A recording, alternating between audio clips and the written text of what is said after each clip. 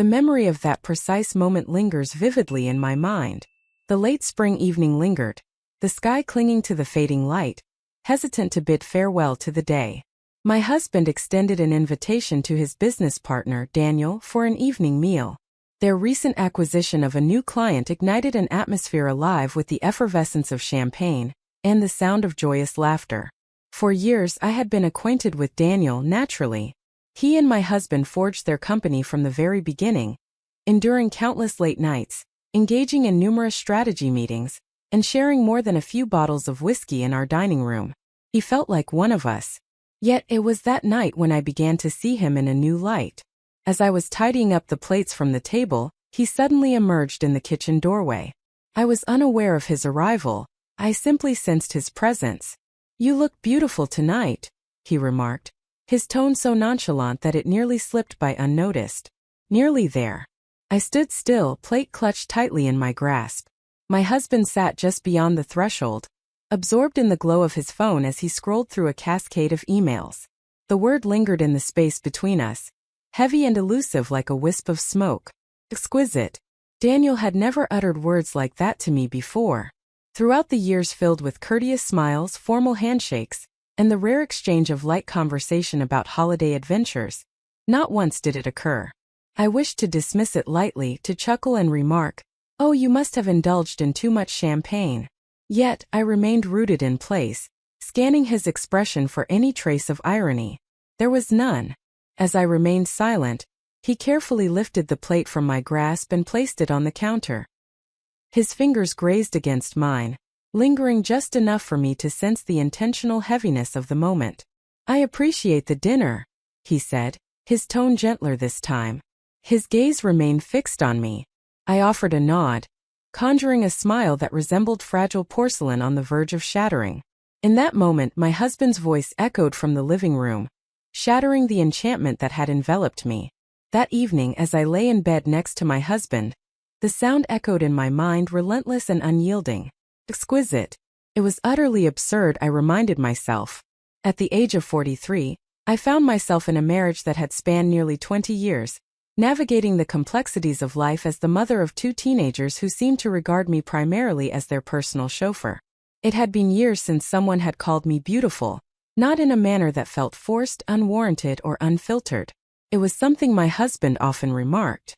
At one point, in the days when our existence brimmed with new beginnings. Yet, amidst the flurry of board meetings, mortgage obligations, and the constant demand for rides to practice from the kids, the word had gradually slipped from memory. When Daniel uttered those words, even a single time, they burrowed deep within me. I reassured myself that it was insignificant, a misstep in speech, an act of kindness devoid of significance. However, in the week that followed, Daniel began to discover excuses to stay a little longer after our meetings at home. Small instances where it was merely the two of us, me pouring coffee in the kitchen, him adjusting his tie in the hallway mirror. Each time, I sensed the heaviness of that word lingering in the space between us. Uncertainty clouded my thoughts. I questioned whether it was merely a figment of my imagination. Yet on one particular afternoon as he was departing, he turned to me once more and uttered it again, this time in a hushed tone, as if sharing a clandestine whisper. Exquisite. In that instant I realized this was more than mere imagination. A change had occurred. Perilous situation. For the first time in ages, I found myself uncertain about wanting to bring it to an end.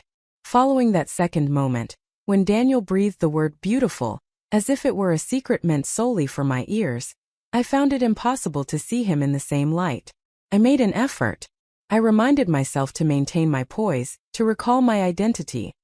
A wife, a mother, a woman who ought to rise above the fleeting whims of someone intoxicated by champagne or caught in a moment of fleeting admiration.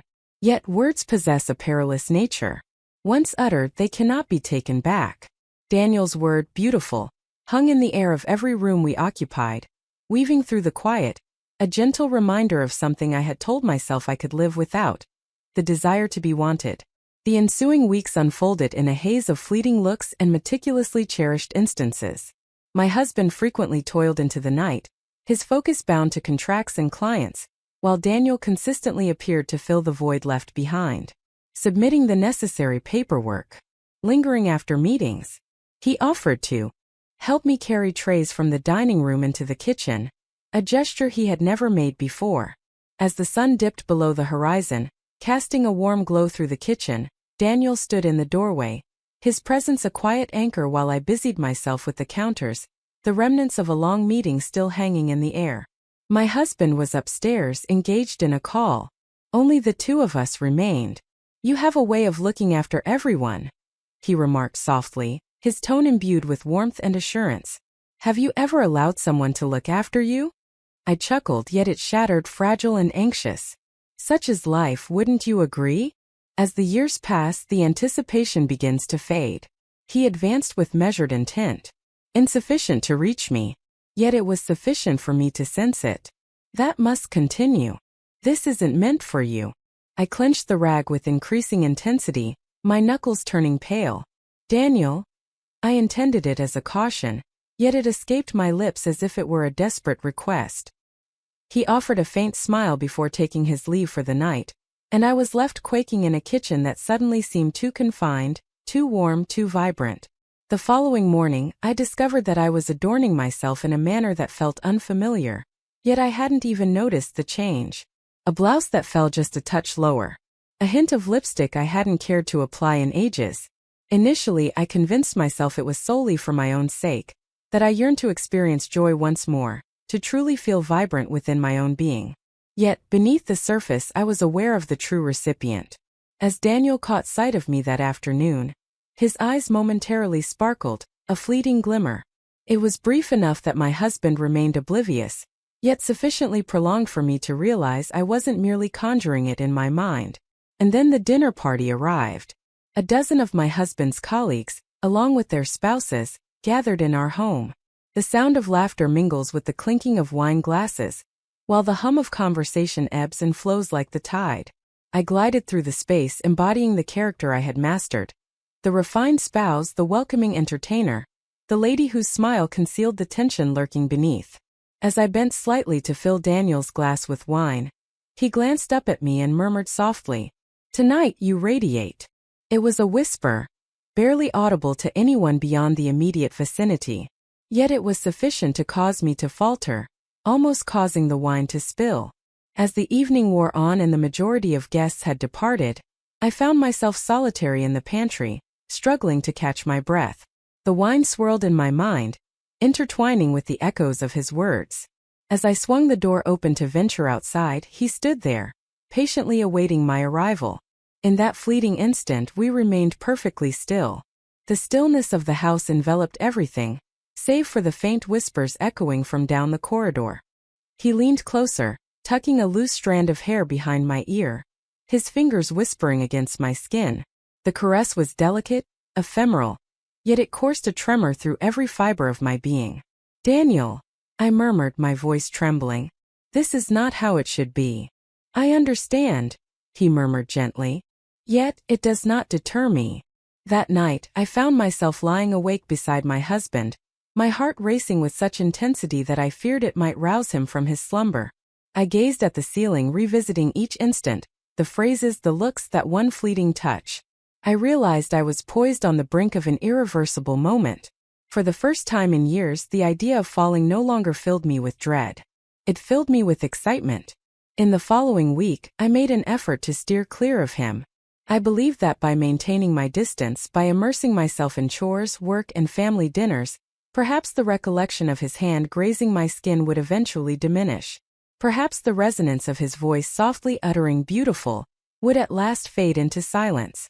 Yet longing does not fade so readily. It simmers beneath the surface. In the stillness, it amplifies. Each time my husband spoke Daniel's name, be it in admiration, frustration, or even in passing, it ignited a fire within me, as if a spark had landed on parched timber. And then arrived the evening at the workplace. My husband requested that I deliver some signed contracts to the company. I arrived late in the evening, anticipating a deserted building. As I swung the glass doors wide, I found him standing there. Daniel, isolated in the conference room, sleeves pushed up, tie loosened, his hair tousled and cascading over his brow. His presence froze me in place. "Oh," I murmured, gripping the folder tightly. I assumed that all would have departed. He smiled, weary yet filled with warmth. The same could be said of you. I passed him the papers swiftly, attempting to disregard the proximity of his presence. Yet he remained still. As his hand grazed mine while he reached for the folder, that familiar jolt surged through me, intense, inescapable, and thrillingly perilous. I appreciate it, he murmured gently. There was no need for you to travel all this way. It's nothing, I murmured softly. Yet my voice let me down. It quivered. He inclined his head, observing me with a fervor that caused a pang in my chest. You tremble. I chuckled uneasily, retreating a step. It's time for me to leave. Yet, just as I was about to take another step, he extended his hand, softly grasping my wrist. Gentle and unassuming, merely sufficient to halt my progress. In a voice that barely broke the silence, he murmured, "Tell me you don't feel it too." I stood still, caught in a moment of sheer disbelief. The atmosphere surrounding us crackled with unspoken words, thick with the weight of all that remained unexpressed. I can't, I murmured in reply, my throat constricted. I cannot deceive. As I uttered those words, a fracture formed deep within me, a dam collapsing under pressure. He moved nearer, his face just inches away from mine. Our breaths intertwined, his hand lingering on my wrist, his gaze probing for my consent. And I offered it, silently, immobile, simply by remaining close. The initial touch of his lips on mine was so gentle that I nearly convinced myself it was a figment of my imagination. But then he kissed me again, deeper this time, and I felt myself coming undone, years of restraint breaking apart like fragile threads. We collided with the conference table, papers flying in disarray, pens tumbling to the ground. My heart raced, hands trembling as I held on to him tightly. Daniel, I breathed, pulling away from the kiss. This is utter chaos. He cradled my face in his hands, his gaze intense, filled with longing. Then allow me to embrace my madness. Only this once. I ought to have fled. I ought to have considered my husband, the dangers involved, and all that I had at stake. Yet, in that instant, everything else faded away. What truly mattered was how his touch ignited a spark within me, how his kiss reminded me of my essence as a woman, transcending the confines of being merely a wife, merely a role. After years of being overlooked, I finally felt seen. I was desired. We chose not to venture further that night. Perhaps it was the shared understanding that we teetered on the brink of an irreversible moment. We kissed until our lips throbbed, until our breaths came in ragged gasps, and then we separated, lingering in the softly lit room, our cheeks warm, our bodies quaking. I'm not sure I can bring myself to stop at this moment, I confessed, my voice trembling. He gazed at me, his jaw clenched, his chest heaving with each breath. In that case, refrain. As I navigated the road home, one hand gripped the wheel while the other lingered against my lips, still tender from his kiss. As I quietly slipped into bed, I noticed my husband was already lost in slumber. I reclined in the shadows, my gaze fixed on the ceiling, my body vibrating with a blend of remorse and desire. And beneath the surface, I was aware of the reality. The story did not conclude there. The journey had just commenced. The moments following that kiss were excruciating. We continued our daily routines as if nothing had transpired, sharing meals with my husband, attending business meetings, engaging in courteous exchanges in public. But beneath each word, each look, an invisible force drew us nearer. Every time I caught sight of Daniel from across the room, memories of the warmth of his lips and the pressure of his hand on my wrist flooded back to me. Each time his gaze met mine, an unvoiced resonance lingered in the air. I desire you. Yet, I desired him as well, with a sense of urgency. It transpired a fortnight later. My husband was away attending a conference. Daniel arrived at the house to collect some documents that he and my husband had been collaborating on. I ought to have passed him the folder, offered a courteous smile, and gently shut the door behind me. Yet I chose to welcome him inside. I find myself puzzled by my own actions. Perhaps it's loneliness, inquisitiveness. Perhaps fatigue had settled in, fatigue from the struggle, from the denial of what was already evident to us both. As he entered the living room, a palpable change enveloped the space between us. Initially, silence enveloped us. He placed the folder on the coffee table, his hands hesitating, as if the very burden of paper had become an overwhelming load to bear. At last he shattered the stillness that enveloped them. "Is it something that crosses your mind?" he inquired softly. I took a deep breath. Each and every day. In just 2 strides he traversed the room, and before I could gather my thoughts, I found myself enveloped in his embrace. His lips met mine with a fervor that was both immediate and unbridled, and in that moment there was no doubt, no retreat. We kissed with a desperation that spoke of longing, like 2 spirits who had danced around one another for ages, hesitant to bridge the gap. His hands glided down my back, holding me tightly as if he feared I might disappear. I held on to him with equal fervor, my fingers weaving through his hair. As he hoisted me up and pinned me against the wall, I breathed his name, caught between resistance and acquiescence. "Daniel, we cannot." "Indeed we can," he murmured softly against my throat. "Only this time. Please." Yet it occurred more than a single time. It was impossible. We shifted to the couch, the room swirling in a dizzying dance around us. Garments slipped away, obstacles dissolved, each layer of defiance shedding until only skin remained, radiating warmth and the unfiltered essence of our desires. All that remained was an enveloping silence, as if the universe had drawn a curtain, leaving only the essence of the moment. There was no partner, no betrayal, no one to deceive, only the warmth of his body pressed against mine, the way he caressed me as if I were something invaluable, as if I had finally been seen. And as the moment faded as we lay entwined, our breaths heavy in the stillness that followed, I experienced a sensation I hadn't known in ages. Vibrant. Yet soon after there was nothing but silence. He caressed my hair, his expression a mystery. I longed to express a thought, a sentiment, yet the words remained trapped within me. At last he found his voice. "This is a turning point, isn't it?" I averted my gaze, unable to confront his eyes. "I understand." And yet, beneath the surface I found no trace of regret. Not at this moment. The warmth of his touch lingered, accompanied by the unsettling realization that a single night could never suffice. As he departed, I lingered by the door, long after it had shut, my body vibrating with energy, my heart pounding fiercely. I promised myself I would discover a means to extinguish it, to quell this blaze before it devoured all that I held dear. Yet, as I glimpsed my reflection in the hallway mirror, the woman looking back at me was almost a stranger. She had transcended the role of a mere wife. She existed as a hidden treasure, a whisper in the shadows of someone else's life. It unfolded on a Thursday, the sort of day that masquerades as mundane until it reveals its true nature. My husband organized an intimate gathering at the office. A new client, the dawn of a new quarter, with catered trays glistening beneath their steel domes. I donned a navy dress and a measured smile. Daniel walked in after the hour, sleeves rolled up, jaw clenched, embodying the essence of a man who had spent the night wrestling with his choices, only to rise still burdened by them. We navigated around one another in the familiar manner of those who have mastered the art of unspoken understanding.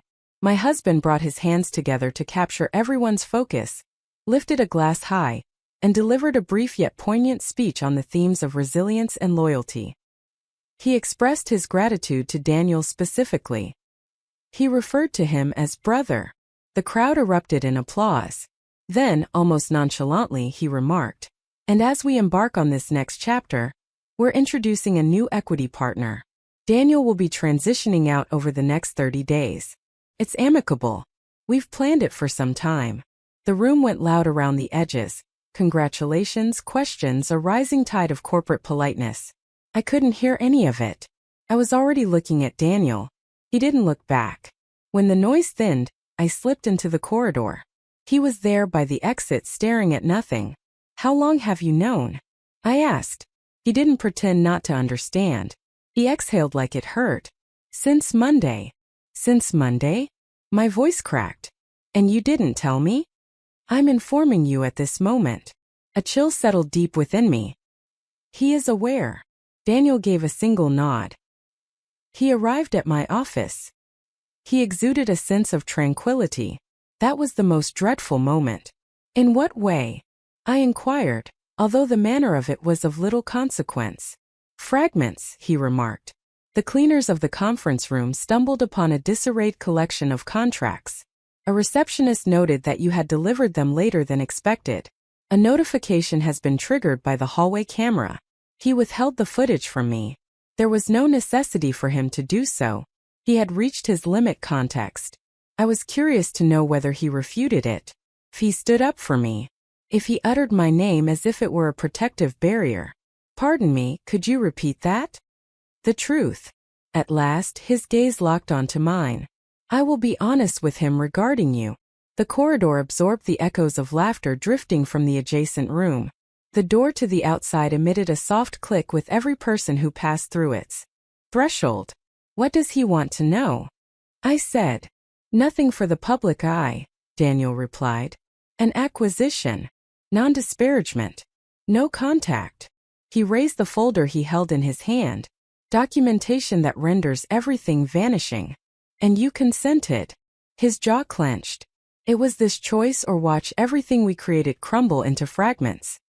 He would have reduced it to ashes to claim victory. I have been acquainted with him for quite some time. The reasoning was clear and precise. Still hurt. Is that all there is? For the organization, he stated. Then in a gentler tone. For us it must be. I longed to be consumed by rage. I felt compelled to express to him that he was opting for the path of lesser loyalty. Yet, the expression he wore was far from that of a man opting for the path of least resistance. It was the visage of an individual who had pressed his palm against a door, only to discover it was also a catalyst. He called me beautiful. I confessed, feeling the weight of my own vulnerability. Daniel moved in, halting just before making contact. For the simple reason that you exist. That's the sole aspect of this that remains uncomplicated. The sound of footsteps echoed through the hallway. He withdrew a pace. I must sign, he remarked. This very day. What about me?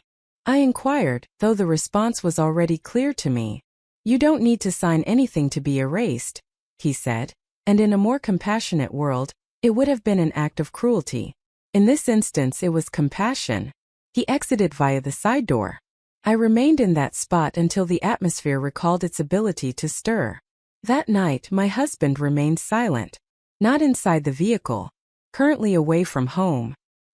He poured himself a whiskey that remained untouched and observed a game that held no interest for him. The house was permeated by a chill, windows tightly closed, yet a coldness seeped from within the very walls. As the commercials rolled in, he silenced the sound. Is your heart drawn to him? The question struck with the force of a palm meeting would. I might have chosen to deceive. In response, I remarked, I'm at a loss for words to describe what it is. He nodded, his gaze fixed on the empty screen. I'm not seeking a revelation. I am presenting you with the facts. What information? I will be submitting the buyout tomorrow. He is accepting it. You won't encounter him again if he intends to preserve what remains of his reputation. He raised the glass, peered through it, then placed it back down. There are two paths we can take. I lingered in anticipation. We can tear our lives apart now, he said with calm resolve. Alternatively, we could create a post-nup, act as if we're entirely different individuals, and share this space like roommates who remain unfazed by the clamor around us. It required a moment for me to discover my voice. That speech was meticulously crafted by you.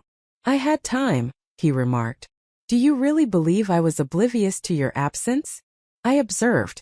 I never imagined it would be him. Who did you imagine it would be? I inquired, only to come to the unsettling realization that I was not prepared for the response. He never offered me one. He restored the sound to the game. The space buzzed with unfamiliar faces, their cheers echoing for stakes that eluded my comprehension. That night I found myself resting on the sofa. Upon awakening, I found an envelope resting on the coffee table, a preliminary version of a post-nuptial agreement. My name inscribed in tidy legal script. Empty spaces where ink could transform existence into an agreement. After a refreshing shower, I donned my clothes, placed the envelope on the counter, and stepped out the door. I secured a furnished apartment, its walls slender and its light more radiant than we had ever experienced. I explained to the children that we were taking space, as there's no scenario in which this doesn't lead a child to assess their own culpability. My daughter placed a plant by my door. "Low maintenance like you," she quipped, and we both erupted into laughter. Weeks intertwined seamlessly. I discovered the resonance of my key fitting into an unfamiliar lock. I discovered the gentle power of silence when it is embraced intentionally. On a seemingly ordinary afternoon, a courier arrived, delivering a flat white box devoid of any return address. Within the confines of the envelope lay a solitary sheet of thick paper and a cufflink that caught my eye. The very one Daniel had misplaced beneath our couch on that fateful night when we ceased our charade. The message was penned in a script I recognized as intimately as my own. "I affixed my signature. I am departing from the city. I shall refrain from reaching out to you once more. There are thoughts I would express if voicing them wouldn't complicate matters further. Preserve the heavens. Preserve the term. D. There are no guarantees. There are no regrets." A line etched with grace at the edge of the unknown. I lingered by the window as the day softened into a more tender hue. I grasped the cufflink, a tiny artifact of a conversation that had abruptly ceased, leaving words unspoken. That evening I prepared a modest meal and enjoyed it at the counter. The gift from my daughter, a plant, has sprouted 2 fresh leaves. I reflected on the moment Daniel first uttered the word beautiful. Considering how one simple term can serve as both an entrance and the mechanism that allows it to swing open. I reflected on my husband's expression, composed and serene, and how individuals cling to what they can preserve, even when it may not be what is truly needed. Often, I reflected on the version of myself that had slumbered for years, and the hauntingly radiant manner in which she emerged from her dreams. I chose not to return. The divorce arrived eventually, as tidy as the law can render a chaotic situation. We maintained our courtesy for the children and our efficiency for the lawyers. Eventually, he found love again and remarried. Over time, my anger transformed into merely another space I navigate. Occasionally, I take an alternate path home, meandering by the old office. The lobby carries the familiar scent, citrus mingling with polished stone. Individuals clad in fine coats engage in discussions about markets that fail to reciprocate their affection. I refrain from entering. On my dresser rests a small dish, holding keys, a spare ring, and a solitary cufflink destined to remain unclaimed. Next to it lies a card, bearing a solitary word, which I keep face down until its necessity arises. Exquisite. Not simply due to a man's assertion. For that very reason I do.